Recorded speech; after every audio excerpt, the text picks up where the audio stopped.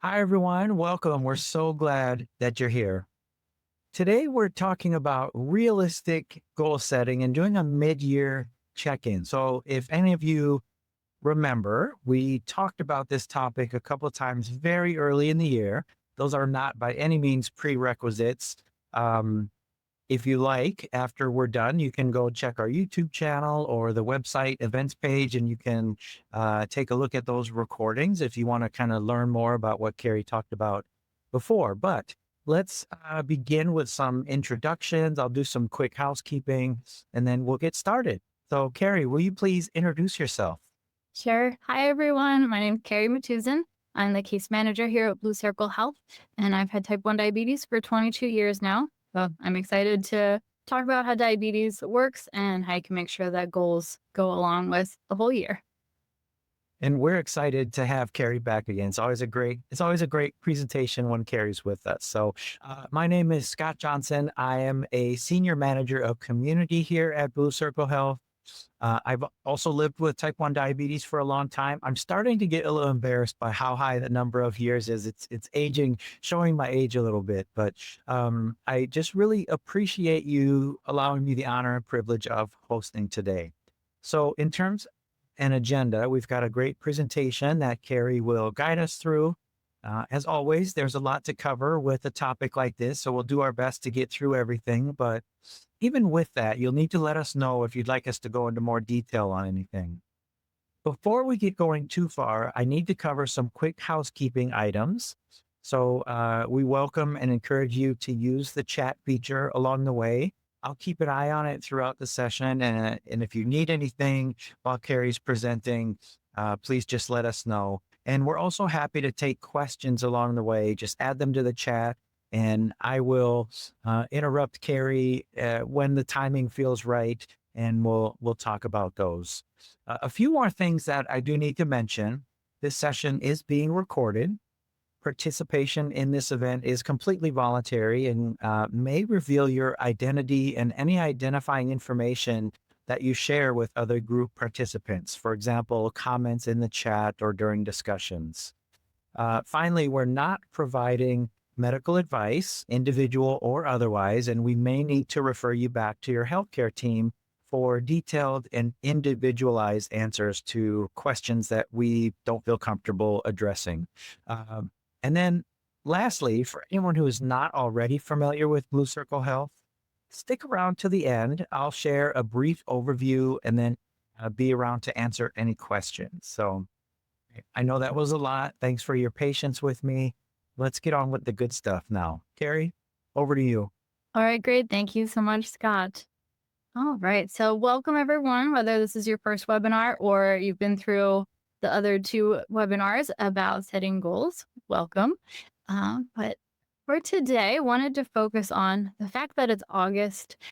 If you have set what's traditionally the New Year's resolution, or if you've just been moving along with us throughout the year, traditionally people are kind of run out of steam on their New Year's resolution, with research showing that people are giving up even by February. I don't want that to happen to you. So hopefully these check-ins will keep those goals in mind for you, as well as help out with any barriers that you might run into or set yourself up for success for future barriers.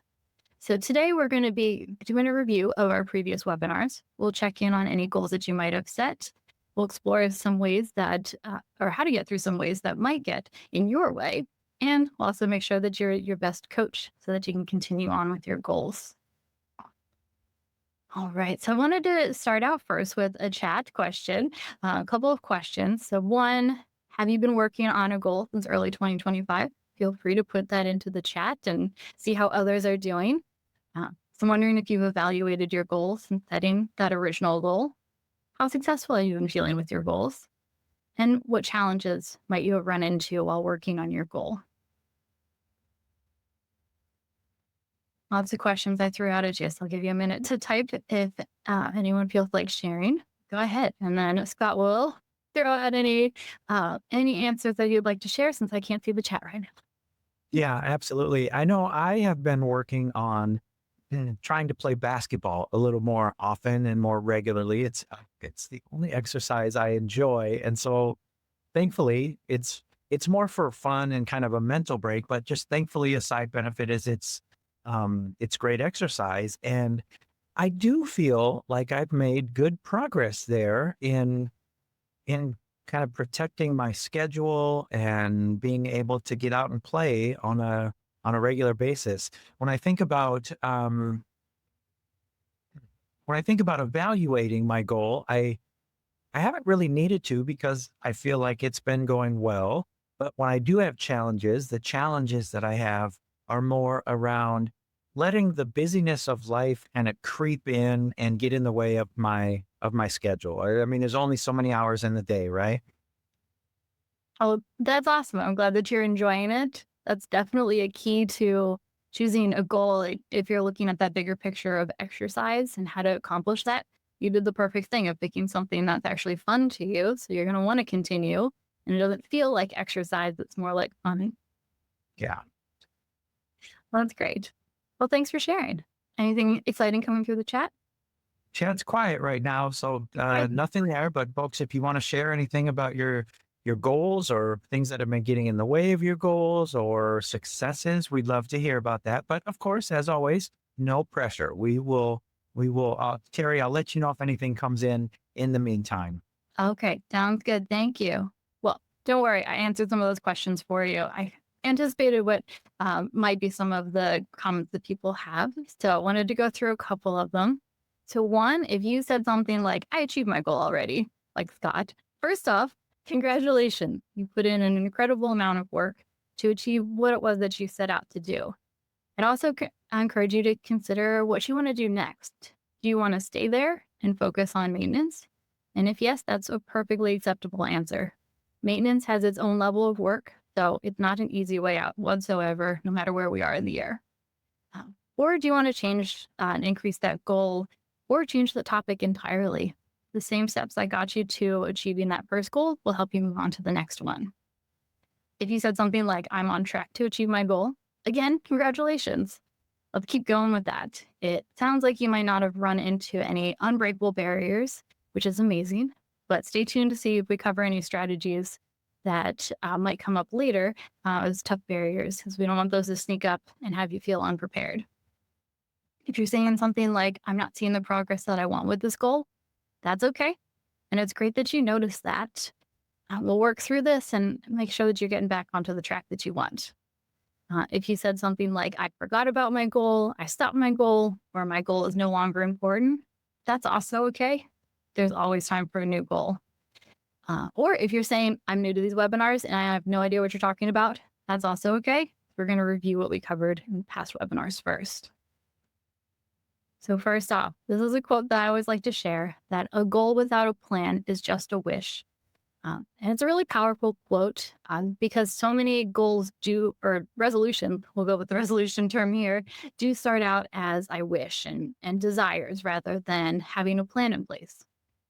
So think of any times that you might have thought in the terms of, I wish my time and range were better, or I wish I could get up earlier, I wish I could run faster, I wish I could drink more water, and so on. A wish is something that you don't actually have control over. So be sure to take ownership of your wants and create a plan in order to reach your goal. In previous webinars, we talked about outcome goals versus action goals. The outcome goals are ones where the focus is on the final result, such as I want to get my A1C below 7%. And this type of big picture can certainly be part of your plan. The action goals, though, are the process of how you get to the outcome that we want. So the outcome goal is the wish, and that's only a wish if the action goals are not there to support your plan along the way. Okay, we also talked about finding your why. So, as a reminder, your why is what you're truly aiming for, whether you know it now or not. And it's a really big question. The concept can feel a bit abstract at times. So, I like to use what's called the toddler approach. For those of you who've not tried it in our past webinars, imagine an inner toddler asking why over and over again. Like, why did I choose? Insert whatever your outcome goal is. Often, your outcome goal seems really obvious to you, but we just can't get ourselves going in that direction. So logically, that might make you feel like a failure. It's not that you lack motivation, it's just that the motivation hasn't been sparked. So try this exercise of asking yourself why over and over again until you find a true reason for a change. I promise you, you're going to know when you're done asking why. So when you find that reason, be sure to write it down. You can come back to it later, especially if you feel that your motivation is going low. And this can spark you to keep going or make a change that's going to line up better with your why. So we reviewed action goals. So let's look at a way to make it concrete and setting one.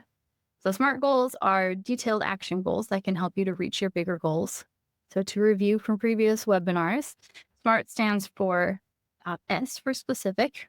So it's your goal is going to be concrete and actionable. M is measurable. Your goal contains an objective way to measure the success. There's no maybes in this when you think of if you've achieved a goal or not. But you want to be able to define what it is so that you know when you're done. A stands for attainable. Just ask yourself, can I actually do this? There are really no judges when it comes to your goal and whether that's good enough. If you can't physically do the goal, you're really only working against yourself. No goal is too small as long as it's moving you forward. R stands for relevant. So you aim to pick a goal that goes along with the bigger goal. That one definitely makes sense. And then T is time bound. And this is where those small goals really add up. Aim to pick some shorter time frame, like 1 week or 2 week, even a month. Keeping the challenges shorter allow you to check in on your progress and make adjustments before it feels like it's too late. That can be useful if you prefer to write out your plans. So Scott, if you're able to post that link into the chat, that'll save us some time than navigating through the Blue Circle Health website or leaving people onto their own devices.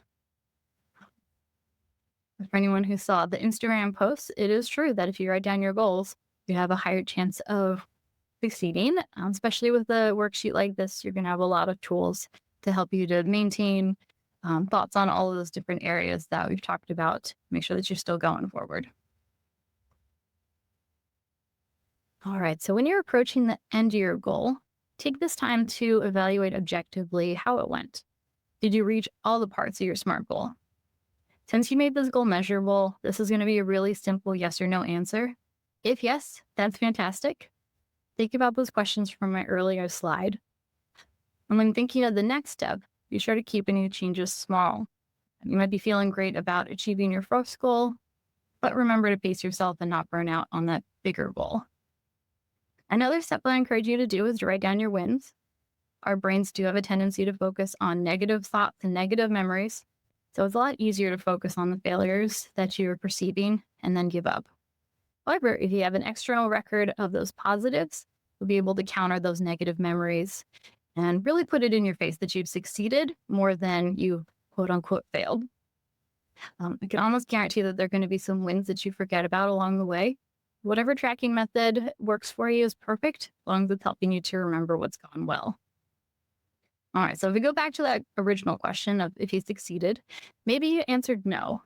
But if you did not achieve the goal, it's definitely not a measure of your ability, your discipline, or your worth.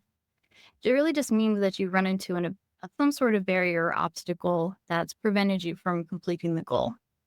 I encourage you to take the task of taking any negative feelings that you have about yourself and not being able to complete that task. Just put that off to the side.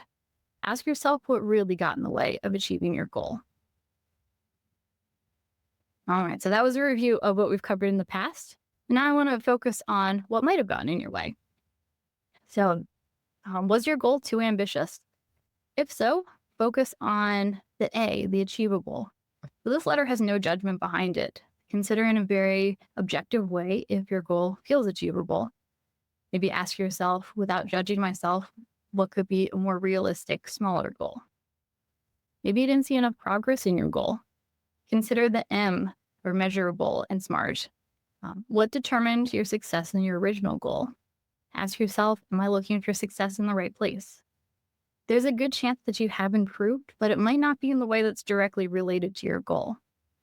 For example, and to thinking in terms of diabetes, maybe you were looking to improve your daytime blood sugars. If you don't see improvement there, take a bigger look.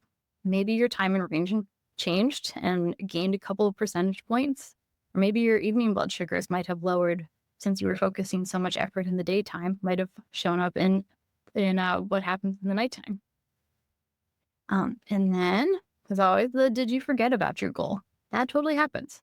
If this has happened to you, consider the T time bound. You ask yourself, were my check in points a little too far apart, leading me to forget about the goal? Something might have taken away focus from your goal just long enough for you to forget about it, meaning something in there, probably the time, was a little bit too far apart. All right. Oh, looks like Sherry has joined us. To anyone who has been in a previous webinars, we've experienced with Sherry her progress from her original goal of wanting to run a 5K, or the turkey trot. Is that a 5K? Oh, 5 miler. I got the M and K mixed up. So the 5 miler, which is huge, especially when back in our first webinar back in December, you hadn't really got started yet. So I have a slide for you. We get forward. I'm sorry.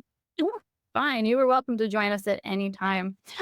So the next part, I was going to go into some challenges and solutions, but I would love to hear an update on your goal and share with the whole class here on how it's been going. Hopefully, we have some people that have been here since December that will cheer along with us.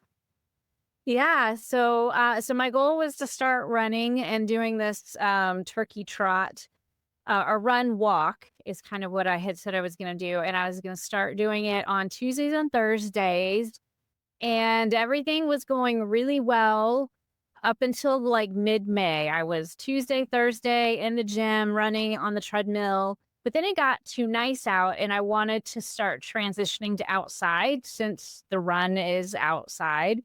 Um, and it got a little hectic, got a little crazy, and I don't tend to do as well. I don't know why. I guess I'm one of the crazy ones, and I like to be on the treadmill because it keeps my pace for me.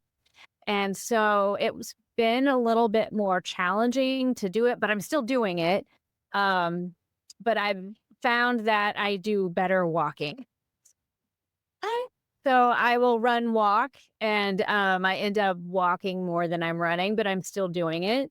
And so Hey, Sherry, I hate to say this, but I messed up on a technical thing, so no one could hear your story. I think we are fixed now, but let's rewind. Let's rewind the tape for 30 seconds or so, and so give us yes, an update from you. Things were yes, going well. Yeah, yeah, sorry about yeah. that. That's okay. Yeah, so I was doing really well, and I'm one of the crazies. I like to run on the treadmill. And then, May hit, and it was time for me to transition outside since the race is actually outside and not on a treadmill. I had to start getting outside miles in, and, I have not done as well with actually running outside. So it's a lot more run walking, whereas when I was on the treadmill, I was able to run more of it. And I don't know if, it's just a mental thing. It probably is, but I'm still doing it. I'm still working on towards it. I did run a 5K last weekend, that was, um, that was a lot of fun. It was really cool because it was, on the taxiway at the airport, and so it was totally flat, but it was really hot because the sun had been beating down, and then, so it was hot, and it was also at noon, which is crazy. I don't know why they scheduled it at noon, but I finished it, and so I was really proud of myself for that, and so it gave me motivation to keep going, but I've given myself a lot of grace and to know that it's okay if I end up walking more than I'm running. I'm doing both, and so that is kinda where I'm at. So, yeah, I'm still doing it, still going, and November will be here, and that's Thanksgiving when I will do the actual 5 miler and not a 5K. Wow. Oh, that's awesome. Thanks so much for that update, Sherry. Yeah.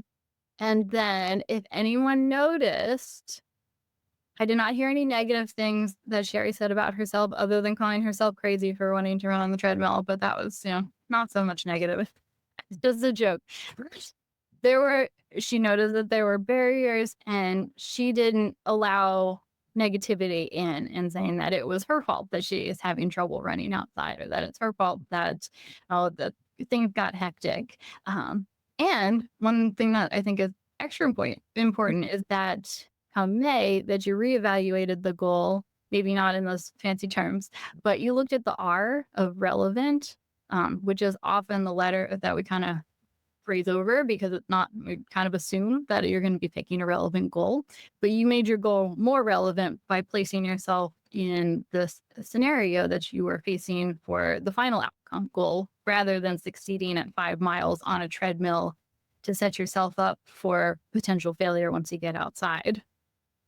Yeah, yeah. It's been really challenging on some days because it's hot and I don't want to always run or walk. But I'm proud of myself for doing it. And I know that seems kind of cheesy or something, but I really am because sometimes we get very lofty in January and when we start these things. But yeah, it's been a challenge, but at the same time, I'm really glad that I did this because it's just haven't given me something to look forward to and to strive for. And now my kids are in on it, and well, two of them are, and but yeah, so it's good, and I don't know, it shows them too that someone who's almost 50 can still get out and set these goals and achieve them. So That's awesome. Okay, I'm curious. Pretend we were a year ago before you ever met me. Do you think you'd see yourself or be as proud of yourself at this point in the preparation, or do you think you'd be in this preparation? um I might be in the prep, but I wouldn't have given myself grace or to change things. I would probably have gotten upset with myself for not running in thinking it was a failure, right? Like I had set the goal to run it all, and I would probably be frustrated that I hadn't run it all, and then I probably would have quit because I'm kind of I used to be like an all or nothing, and I've gotten better at giving myself grace and recognizing when to stop if diabetes gets in the way for that moment or that day, and just knowing, you know what, that's okay. You're still going to be able to do it. If you have to readjust, then you have to readjust. But yeah, I don't think I would have gotten this far last year. That's great to hear, and it sounds like breaking it down into time frames and allowing yourself to build up made it a bit easier to continue on. And I love hearing that you are proud of yourself at where you are when you might not have been as proud of this progress previously.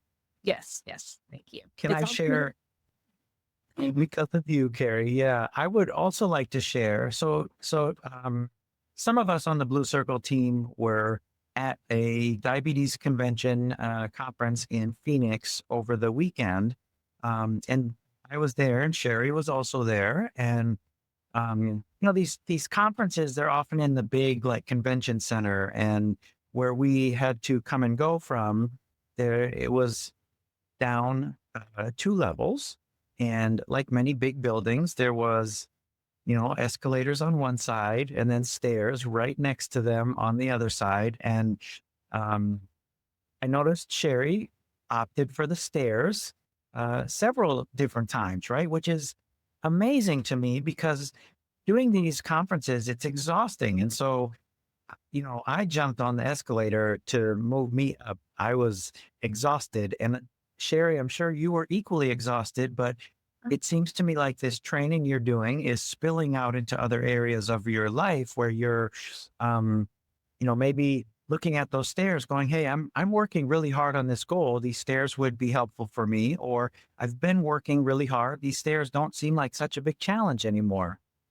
Yeah, that is definitely true. And I also find that it drives me to get my step goal on the days I don't run.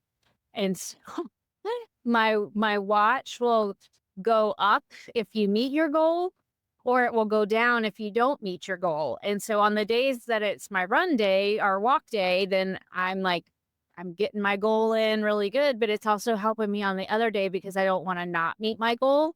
And so even if it's just getting it at the very end, I'll walk in place like before I have to get in bed just so I can try and meet my goal. But it's helping me just stay active, right? Which then in turn helps my blood sugars.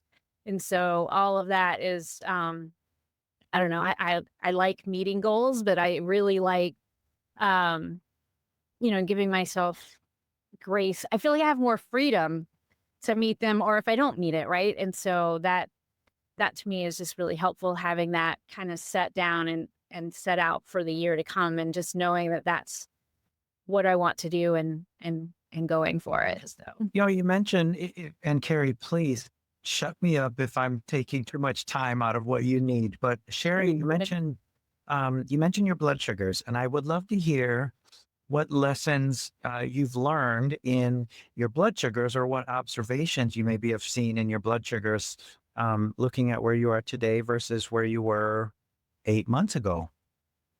I feel like I am able to identify better how how I'm really learned how to manage the blood sugars in the morning when I do my walk, my run. I tend to do it fasting because then I don't tend to have a low. Um, Whereas before I used to just throw my exercise in when I could, but now that I kind of have a little bit more of a set time, I'm able to now focus on exercising when I'm fasting and or meaning I haven't had anything to eat in the morning. And then I tend to have much more stable blood sugars throughout the day. I do the exercise and then I eat. And then and it just helps keep everything in control. I don't like to use that word in control, but like more in range or more at my Easier to manage. yeah, Yeah. easier to Did manage. you did you always start like right from the jump? Did you start doing it fasting, or was that a change, or something you learned It was a along the way? little bit of a change, yeah, because at first I would have a drop and then it would go up. And so I tried to do the fasting probably after about 3 weeks, and I thought for sure I was gonna be starving, like, there's no way I'm gonna have enough energy to do this. But I did have enough energy to do it. Every now and then, I would have a piece like a little cheese ball or a little cheese stick every now and then, but most of the time, I can do it without eating anything, and it just there's no insulin on board, so I don't have to worry about it. Actually, sometimes I end up if it's a longer one, I end up going up, whereas usually cardio makes me drop, but for some reason, I think it's just um, the stress, the not the bad stress, but just the way that your hormones are and stuff. It makes me I tend to go up a little bit, but not crazy, and I don't have to do a lot of correcting, and then it comes right back down in range. But yeah, it was a little bit of an adjustment for sure for that stuff. So It's super interesting. Thanks so much for sharing. Carrie, I promise that's the last question I have for at least a few minutes. I might come back.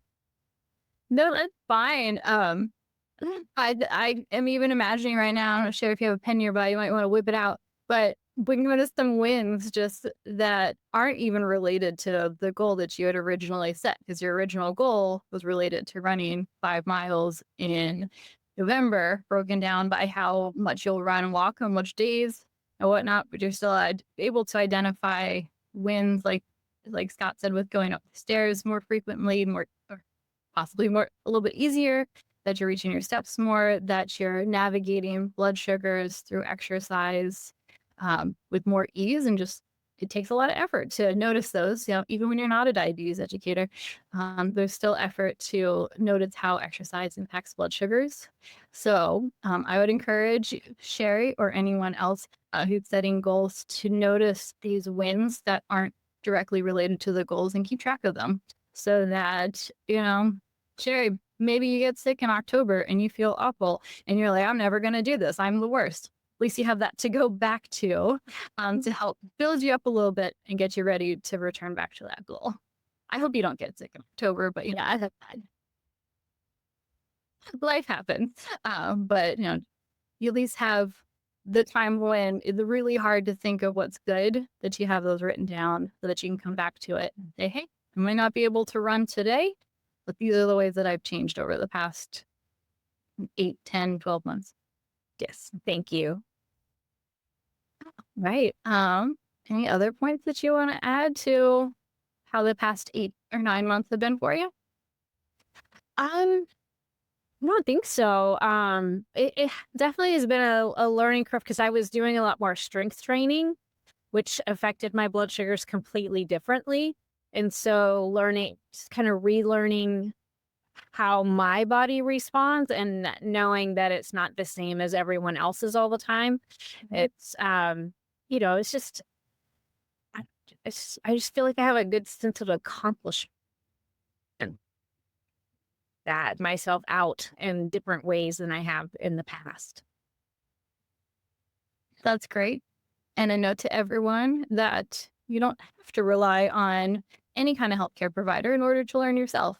Sherry needs to be one, but she's able to do that without extensive training on how to manage blood sugars. She's just taking a look at what's affecting her. So everyone has that skill within them. Yes. Anyone? Oh, well, thank you so much for joining us. Thank you. Y'all have a great day. Thank you. All right. Awesome. Any questions or anything that came up around Sherry?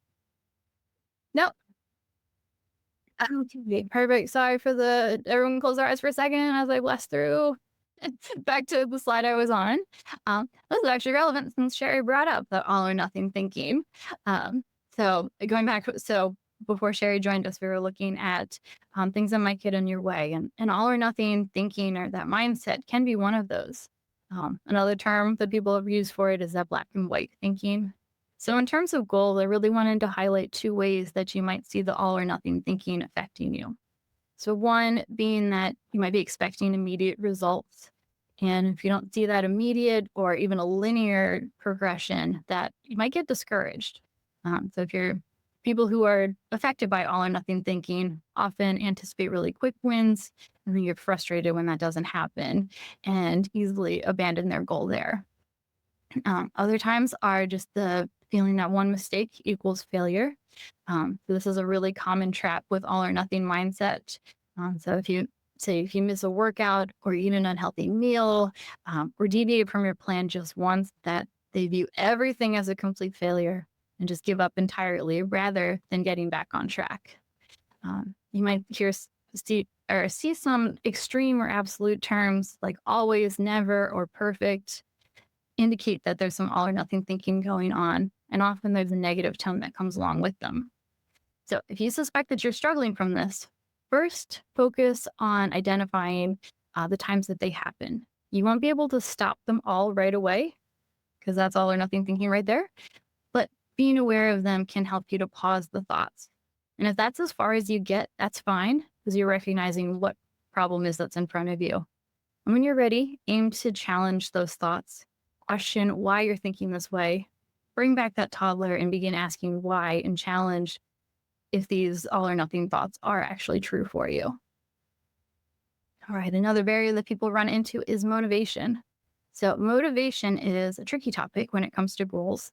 Not having motivation is often a reason for people not moving forward with an action. When we only focus on the outcome, not having motivation can really stop you in your tracks. And people often focus so much on that desired end result, they don't experience any joy in the process of achieving the goal.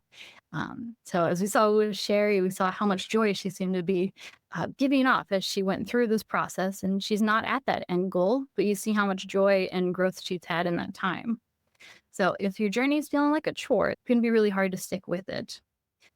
So, set your SMART goals first. If the actions aren't something that bring you joy in the beginning, even like your basketball, Scott, say you didn't like basketball at the beginning, but that was the sport you had to do. Try this approach of building a habit first and then adding effort later. So this means doing an action with no effort whatsoever. Maybe it's putting on walking shoes and not going for a walk. Maybe it's logging meal titles and no details at all. Maybe it's looking at your CGM and doing nothing about your blood sugar within reason, treat lows and highs effectively as you need to. But get in the habit of doing your action goal without pressuring yourself to do the best. Once the habit is set, it's going to be much easier to try harder. There's a little known fact that motivation does not always come first. If you are waiting for motivation to strike, you might be waiting for a long while. So try flipping it and seeing how action leads to motivation. Going back to those examples, imagine once you put on your walking shoes, what are the chances you're going to actually go for a walk? Once you log the title of a meal in your little notebook, what are the chances that you're going to write down a little bit of detail about what you ate? Once you look at your CGM, what are the chances that you're going to be tempted to act in some way that'll affect your future blood sugars? If you've tried these and you still don't feel motivated, consider if you're truly owning the goal.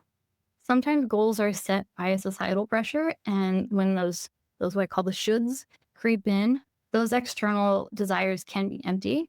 And rather than allowing you to have a really deep connection and relate it to your why, it's going to be a lot harder to connect with it. So if the goal doesn't align with you, motivation may never come. So again, come back to that why and figure out if the goals are right for you at that time. Okay. And then life is a really big one. There are time constraints. Life is busy, whether it's work or family, social commitments, or just unexpected events. It can be really difficult to dedicate the necessary time and effort it takes to create new habits.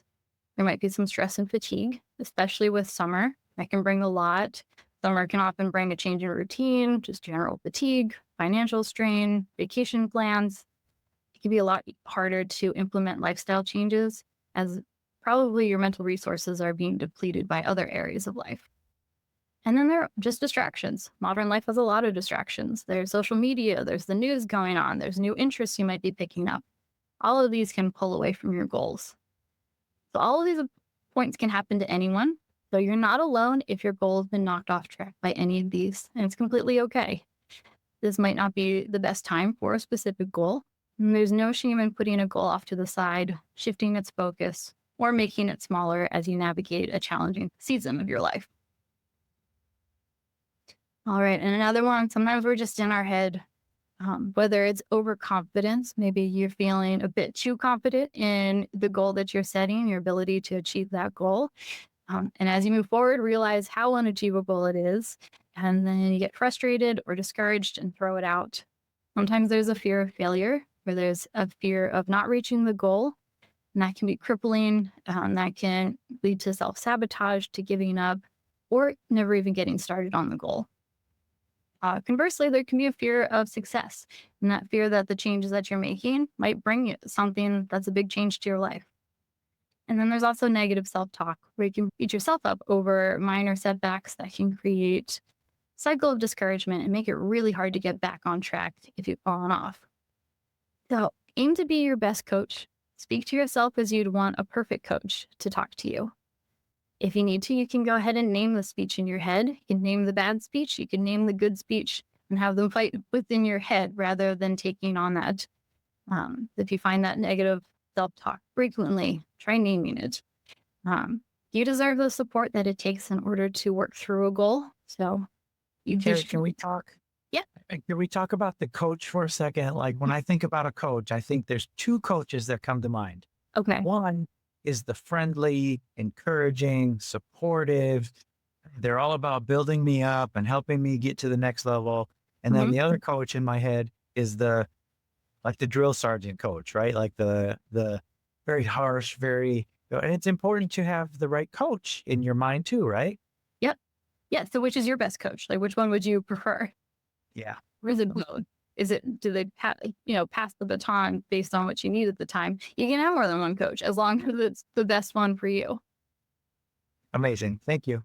Yeah. So as odd as it might sound to have like different names of voices in your head, if it's going to help you to talk to yourself and not allow the negative self-talk to take over by giving that negative talk to somebody else and make it their problem, even if they're not real, then that can be a way to continue to move forward and grow with your best coach, no matter what they sound like. And if you really are struggling in your own head to create that best coach, you don't even have to do that by yourself. If you can recruit someone else externally who actually exists to help you, maybe it's a friend or a family member who is that supportive nature that you need, feel free to recruit them. fill them in on what's going on with your goals and see if they can help you along to move through the really tough parts of life. All right. So that is all that I have content wise. So that was Sherry already. But yeah, so it is August now. It is a challenging time of the year, just end of summer.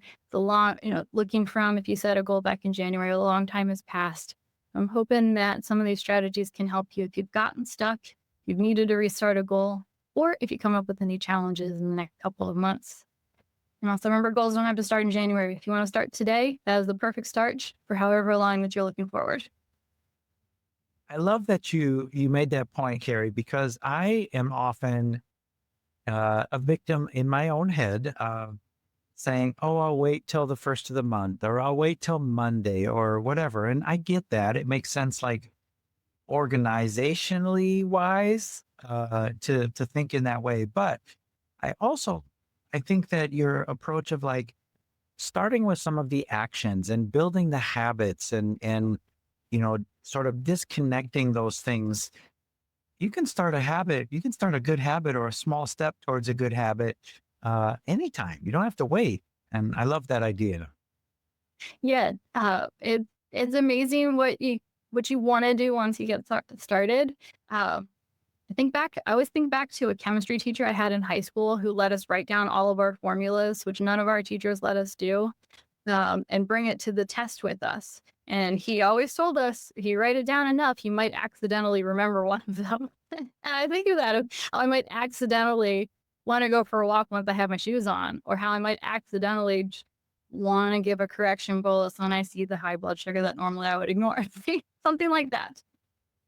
Yeah, when I think about that in terms of my basketball, um, when I started figuring out like how many times a week I wanted to try and play, um, at first it was really hard and it was not fun and it was a lot of effort. But the more I did it, now it's something I look forward to almost as much, if not more so, as a mental break and as enjoyment as I Mhm. do for the exercise. And that's what these good habits can become, is something you start to miss if you're not doing them.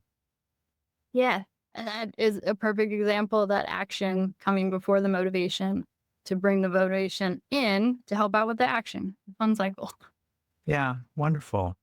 Well, we don't have any questions coming in, so we're gonna take in that silence is agreement, or that there's no questions. But folks, you can always reach out to us in the meantime. With that, I'm going to move into a quick BCH overview. So, again, we just really appreciate everyone attending and sharing your time with us. I know it was a lot of information, but don't worry, I'll send out the recording in the next few days. And Carrie, thank you for taking us through all of that information. I know it can often be a bit of an overwhelming topic, but you made it feel structured and easy to understand. So thank you so much for that. Um, when it comes to upcoming events, on Thursday, August 14th, Zailu is hosting the Spanish monthly group session. And then the next English group sessions will be on Thursday and Friday, September 4th and 5th. So, just a quick reminder, the group sessions are exclusively for those who are in the Blue Circle Health program or who have been in the past. And then check out our website events page for more information, such as the upcoming cooking class with Rita on the 8th of September. And then finally, do please share your feedback. Depending on how you joined, you may see a survey once you close out of your window or in the follow-up email. We'd love to know if this was helpful and whether what other topics you'd like us to cover. So again, anyone here that may not already be familiar with Blue Circle Health, share a quick 5-minute overview and then stick around to answer questions. We'll let Carrie drop off. So, Carrie, thank you so much. And those of you who are also already familiar with us, you can also drop off at any time. So, thank you, Carrie, again for your expertise. Let me get some slides up on the screen here. All right. So, Blue Circle Health offers free add-on clinical care, education, and support for people with type 1 diabetes. We are a 501c3 nonprofit organization funded by the Helmsley Charitable Trust that works alongside diabetes care teams to support people with type 1 diabetes and extend the care that they already receive. Our mission is to learn the best ways to care for people living with type 1 diabetes, to apply those learnings to care for as many people as possible, and then share our learnings to improve type 1 diabetes care everywhere. So, what exactly does that mean? We offer a free, flexible program to extend care between visits. Our program is up to 6 months long. It's done entirely virtual over Zoom, text, and phone, offers as much or as little support as requested, and you can take advantage of every service we offer or just pick the ones that you need. And more on that in just a second. You stay connected to your medical homes, and we send regular updates to them throughout the program. Our services are free, regardless of insurance and immigration status. Re-enrollment is also possible 1 year from the original enrollment date. The graphic here on the right side shows the available services, and I'll describe them in a little more detail, going counterclockwise and starting with clinical care. So clinical care, it's exactly what it sounds like, visits with an endocrinologist or advanced nurse practitioner.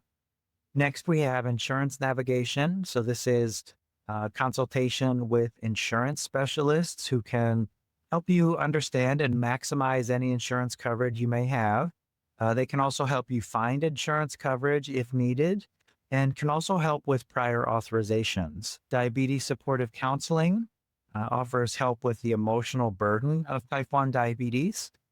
Case management, our case managers can help you if you're struggling with food, housing, or employment insecurities. And Carrie is one of our case managers. She's amazing.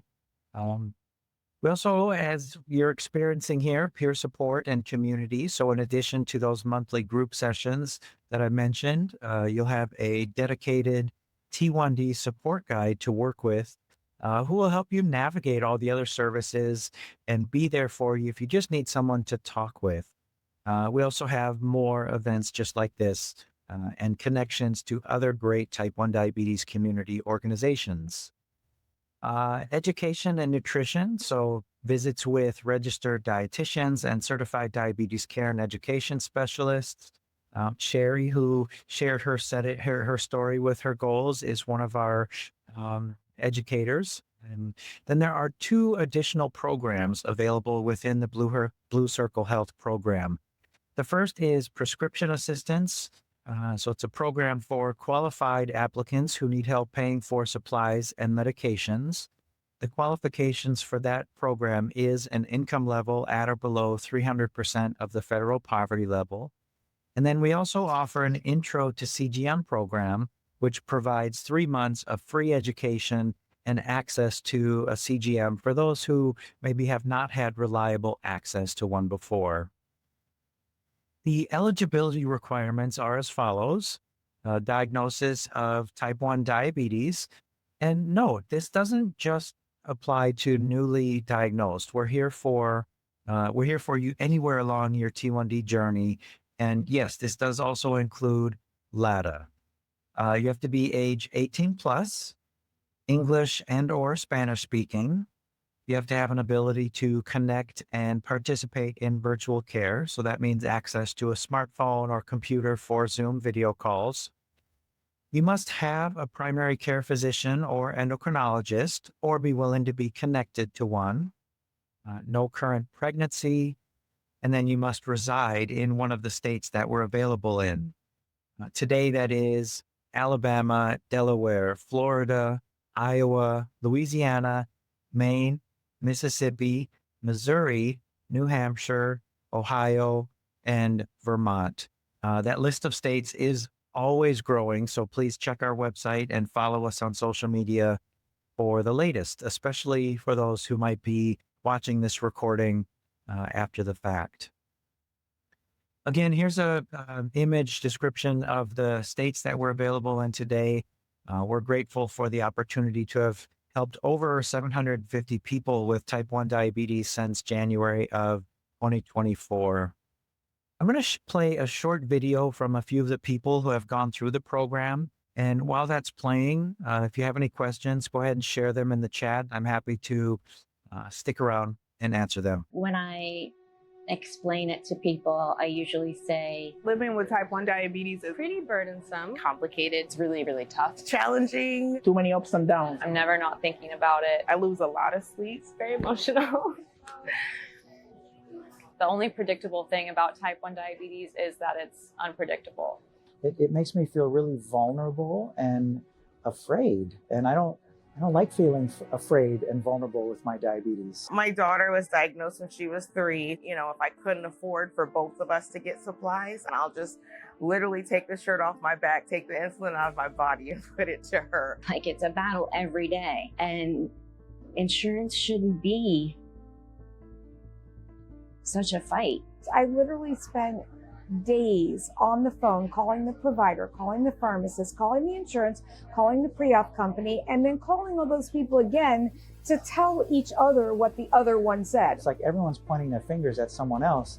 In the meantime, I'm watching my supplies dwindle away to nothing. Like, that's a constant fear, you know? And so things that feel like a fundamental right are out of reach for many people. It's just wrong.